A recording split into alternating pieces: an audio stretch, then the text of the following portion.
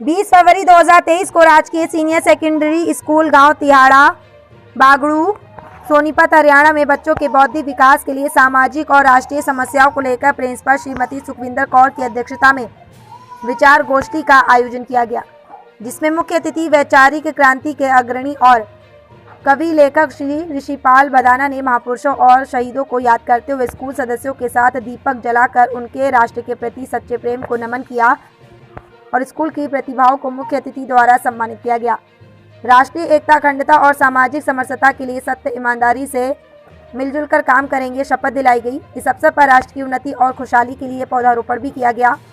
इस अवसर पर ऋषिपाल बदाना ने कहा कि आज के बच्चे एक तरफ तो आसमान को छू रहे हैं,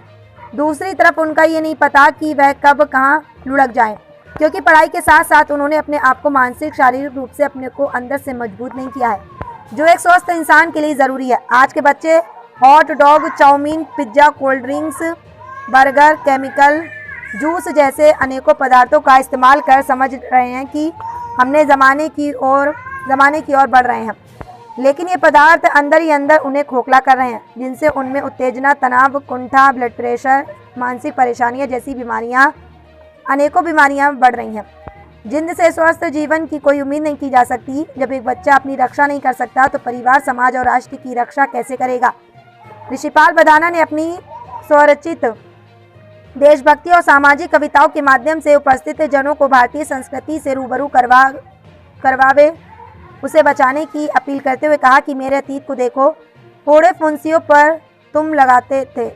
सावन में झूलने के साथ साथ मेरी मिट्टी निबोलियाँ खाकर अपने रोग भगाते थे। मैं हूँ नीम का पेड़, बचाओ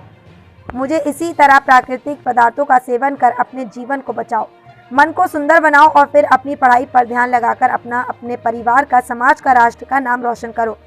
इस अवसर पर प्रिंसिपल सुखविंदर कौर ने अपने स्कूल के स्टाफ सदस्यों के साथ मुख्य अतिथि ऋषिपाल बदाना जी का फूलमाला पहनाकर स्वागत किया और कहा कि बच्चे मिट्टी के घड़े के समान होते हैं, उनमें रंग भरने के लिए ऋषिपाल बदाना जी जो कार्य कर रहे हैं वह सराहनीय है। मंच का संचालन श्री मुकेश जी ने किया। इस अवसर पर सम्मानित बच्चों में तनु 12वीं क्लास, आदित्य 11वीं क्लास,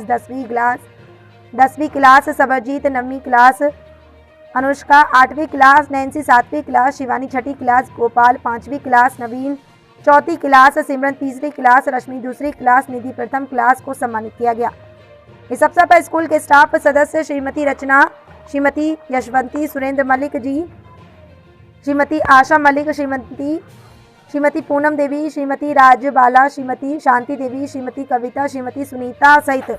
सभी सदस्य मौजूद रहे। प्रेम प्रकाश की लखनऊ से खास रिपोर्ट। भूमिका रही है और आगे आकर के हमें भी इस पद पर अग्रसर होना चाहिए ताकि हम देश को बचा सकें। आज हमारे देश में बहुत सारी कुरीतियाँ फैली हुई हैं। बच्चों के अंदर जैसे खान पान की समस्या है, उनके बारे में उन्होंने काफ़ी जागरूक किया है कि बच्चे अपने खान पान का ध्यान रखेंगे तो वे स्वस्थ रहेंगे, क्योंकि हमारा जो सार है वो यही है कि एक स्वस्थ शरीर में ही एक स्वस्थ आत्मा का निवास होता है। तो ये उसके लिए सबसे पहले ये बहुत ज़्यादा ज़रूरी है